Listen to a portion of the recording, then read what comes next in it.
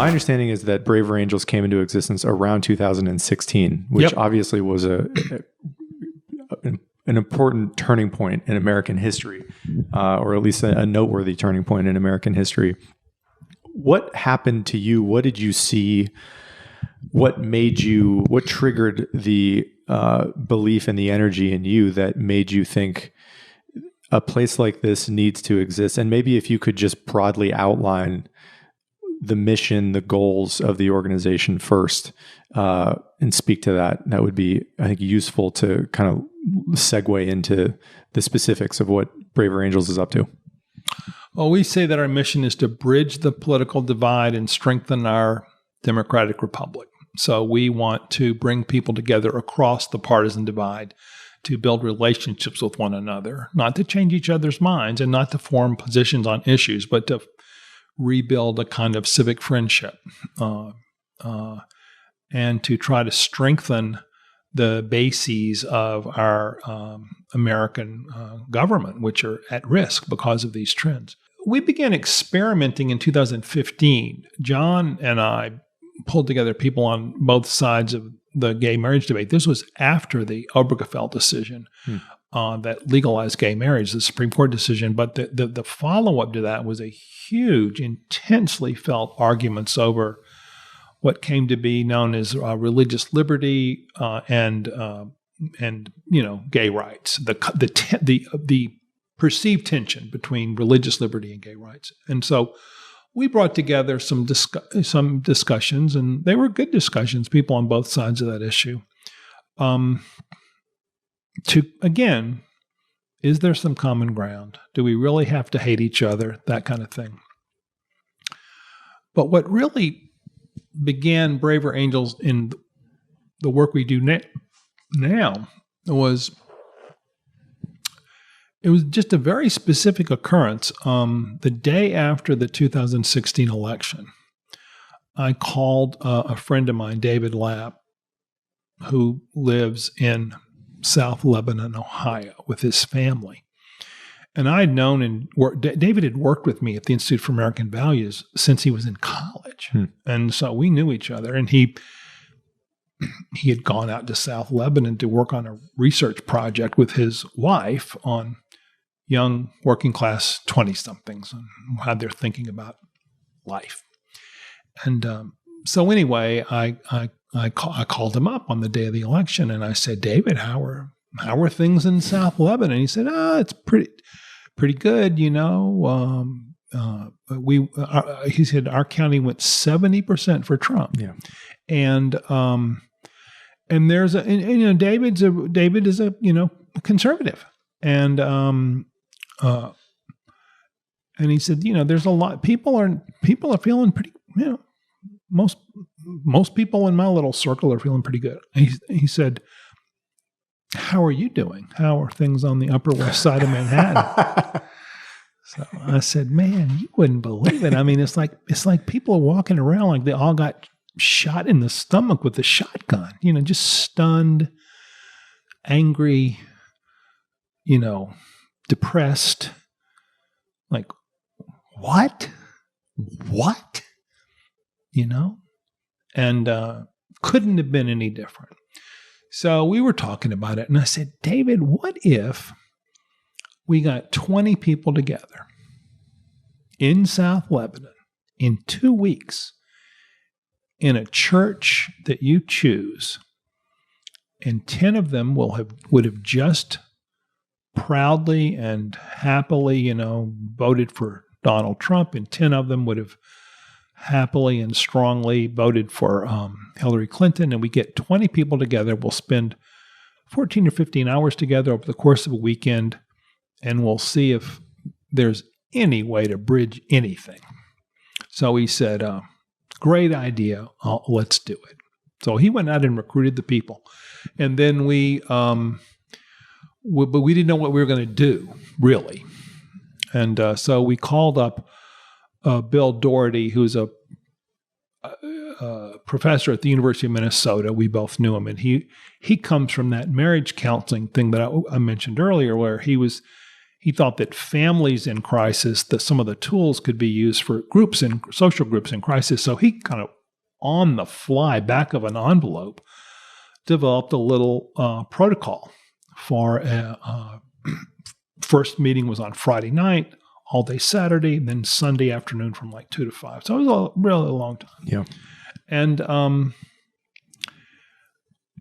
And we had no plans for it. I mean, it was just, let's just see what happens. I mean, we didn't know this is the first of many. We had nothing. We had no ideas of any kind other than let's just have this experience. And it was just amazing. I mean, it was very powerful, and people felt very strongly about it. It was a time of really intense emotion, and it was like lightning in a bottle. I mean, it was really, really powerful. Some of the people who were at that very first meeting are like on our board today. That was a very, I would say a number of us felt like it was a life-changing experience. So, but we had no plan. So the only thing we could think of was to have another one. Yeah. Which we did.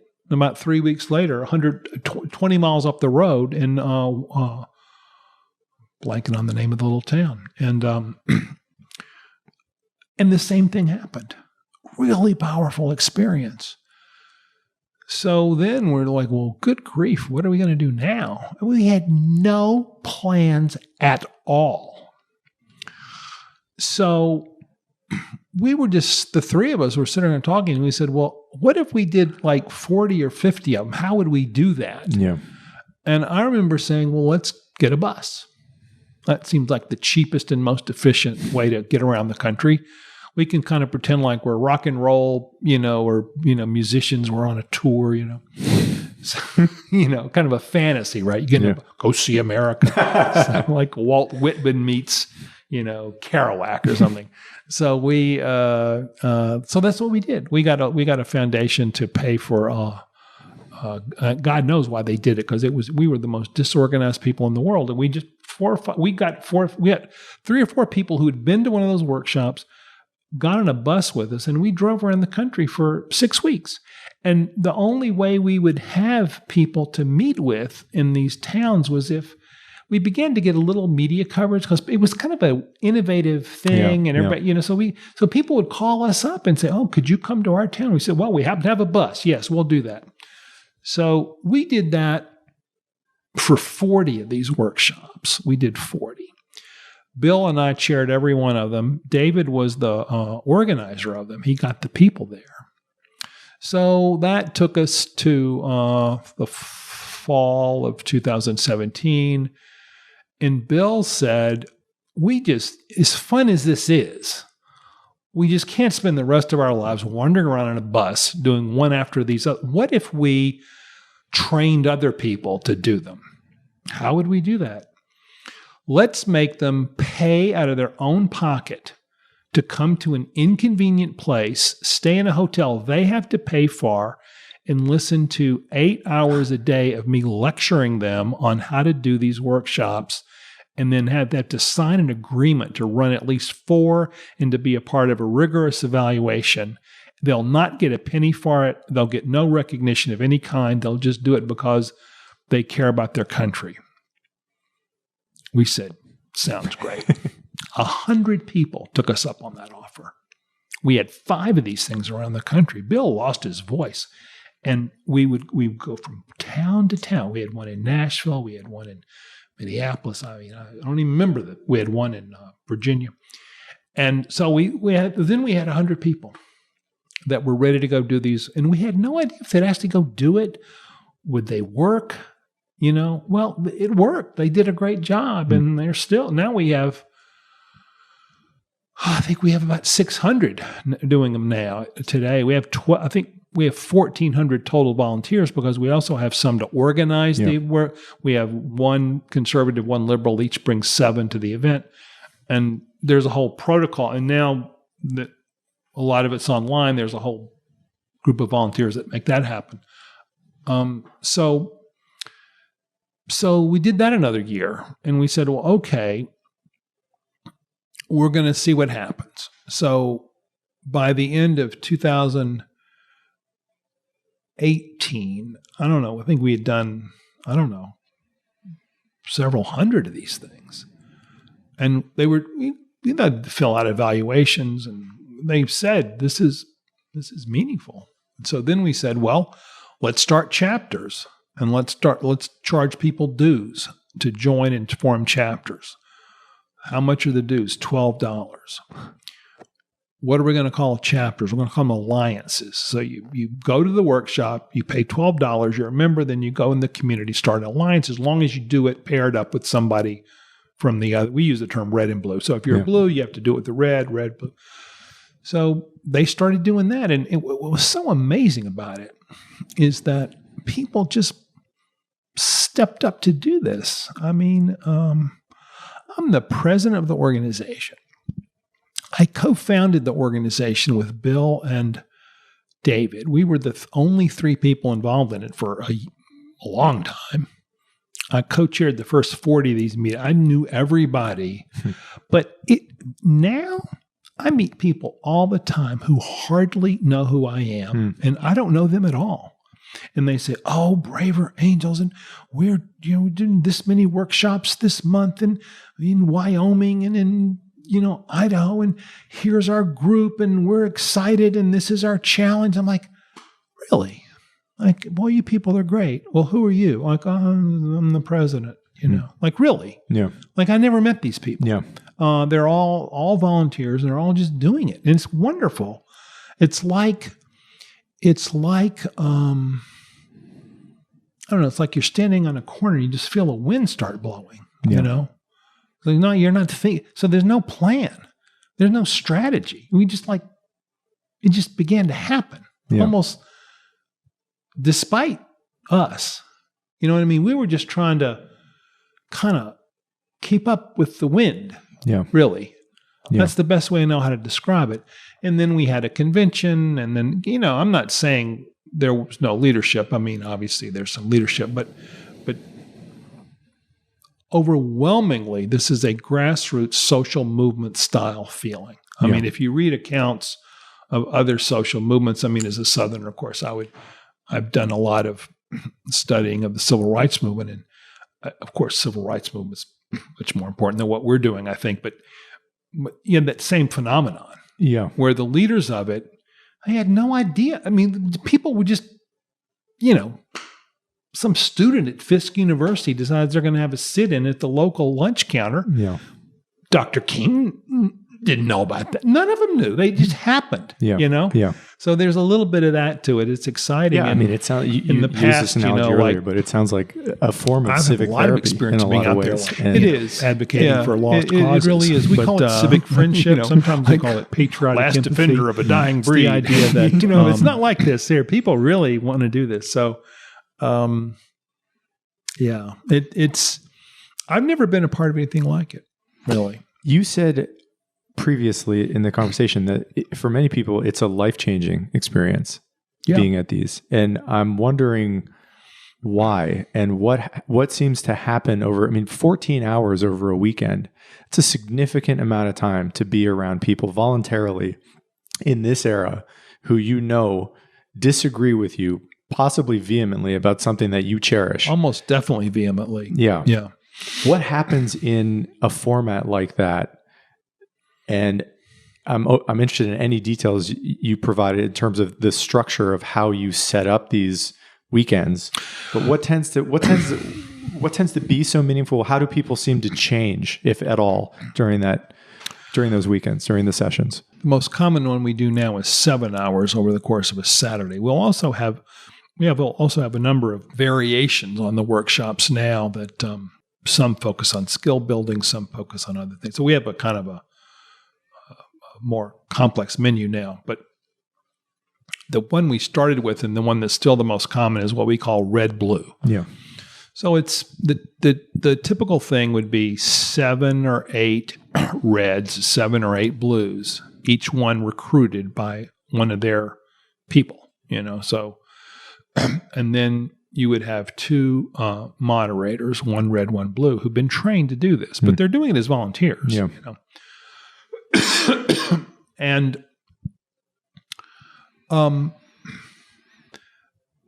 the purpose of what people change, we do what was called checkouts. So at the end of the time, you do a brief checkout, and the checkout question is, what are you taking away from today? That's the checkout question. And the most common answer that we get is, we're less divided than we've been told. Usually people say that, many people use that exact sentence. We're less divided than we've been told. So I started going up to people afterwards and said, well, who told you? And they usually say the media, or they say other things, but they say, like, in other words, I thought coming into this that I would have nothing in common with these people, that they'd be crazy. I thought they were crazy, you know. A lot of people would say, and people on both sides would say this, they would say, well, I didn't think this would work because I'm a person who likes to use facts and logic and reason, and these other people don't. So I'd have a hard time talking to them. A lot of people said that. I use my mind, they use their feelings. We'll never communicate. So it's that, and you know what happens to you when you experience an enemy, a perceived enemy, as someone that you can actually have some flicker of friendship with, something, it literally lights up your brain. I mean, there's really a biochemical aspect of this. The pleasure centers in your brain warm up. I mean, you get a good feeling. It's almost like it's I don't want to overstate it, but it's a little bit like taking a drug. Yeah. You get a buzz. I mean, you almost literally get a buzz. And so you want more. Yeah. And so it's not like, it's not like eat your peas. You know what I mean? Like, oh, well, it was worth it because I learned, like studied. No, you feel good about this. You felt like, good grief, I've realized that these people are not nearly as bad as I thought they were. Some of them I actually liked. And we're going to meet again. We're going to become, and we call them Better Angel Stories. We changed the name to Braver Angels. We call them Braver Angel Story. And when we say it's a Braver Angel story, we mean two people who thought they were going to be enemies who are now friends. Yeah. And, I don't know, our last convention, I mean, just to take any one of a jillion examples, I mean, Graceland College in Leona, Iowa, the very conservative head of Young Republicans and the very progressive head of the Young Democrats became friends through Braver Angels, and they hitchhiked together to our convention. And they're like buddies. They're buddies today, right now. They're buddies. They're friends because of this kind of experience. And so that's the magic of it. That's the fundamental it's the belief that the person that you are afraid of, you don't have to be, and you can actually have a good relationship with, notwithstanding the fact that you disagree about a lot of things. That's it. That's the thing we're looking for. Yeah. We're looking for it to happen institutionally and in other ways too. But if you put it in a pot and just boiled it until you got the kind of crystalline essence of it, that's what it would be. And it lights people up, unexpectedly, because they're thinking, they walk into it like, oh, what on earth, It doesn't happen to everybody. I mean, we had one guy who said, he said that his checkout was, he said, I came into this session suspecting that these other people were assholes, and now I know they are. That was his checkout, but that was rare. He was an angry guy, and somebody had a bad conversation. So, but the overwhelming majority of people, it's like I actually like these people. I can think of them as neighbors rather than kind of these alien creatures, because part of what part of what you hear now in so many conversations, if you ask people about politics, they won't say, they won't just say, well, these conservatives have bad ideas. They'll say, yeah, I can't believe anybody would think this. I can't even imagine it. I can't imagine how anybody with an ounce of intelligence or moral sensitivity could possibly believe this. And they're bewildered at the weirdness of what they perceive to be these other people. It's like incomprehensible. Yeah. And they keep saying, can you tell me what this is all about? And we say, well, actually, we can. Because you go to this thing, you get to talk to them. I say, have you done that? Well, no, not really. They haven't. Except, maybe they have a crazy uncle or something. Yeah. And so that's it sounds a little simplistic, but that's really the formula. And I don't know any way, I really think it's the only way to change the country. You know what I mean? Yeah. In other words, for people who say, well, that's all well and good, but there's a lot of Americans out there. And what about the people in Washington? What about people in the media? Well, yeah, that's true. We're thinking about that. We are beginning to work with those people. We do podcasts now. We try to model different things in the media. So it's not like we're just naive, but I honestly, I don't know what's going to change the country on this other than what I just said, In other words, I don't think there's a way to short circuit this fundamental relationship building aspect of it. Because otherwise you're just going to, what are we going to do? Some smart people are going to meet at the Aspen Institute and come up with a plan. Yeah. No, that's not going to happen. Yeah. Some clever person in the media is going to come up with a television show. No, that's not going to happen. Yeah. Some people in Congress are going to say, we've seen the light. Yeah. Now we're going to start doing. No, that's not going to happen. Yeah.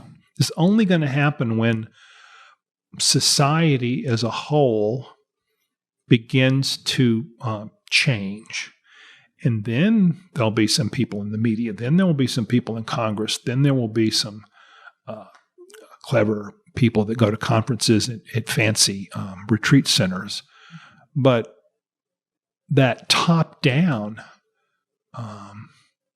a top-down strategy, I don't think will work on this in this case. Yeah. So it seems like the more we can incentivize our fellow citizens to go to a session like this, to view it almost like a civic responsibility, a duty to be a good citizen, to partake in a session where they're engaging with people they disagree with is something that should be lauded and incentivized. And you don't have to be passive. That's the thing. You don't have to think of democracy as consuming information from the media. Yeah. And it's even more than voting. I mean, voting is obviously incredibly important facet of democracy. But I think we need a more, just a little bit more robust conception of what it means to be a citizen. Yeah. And getting out in it.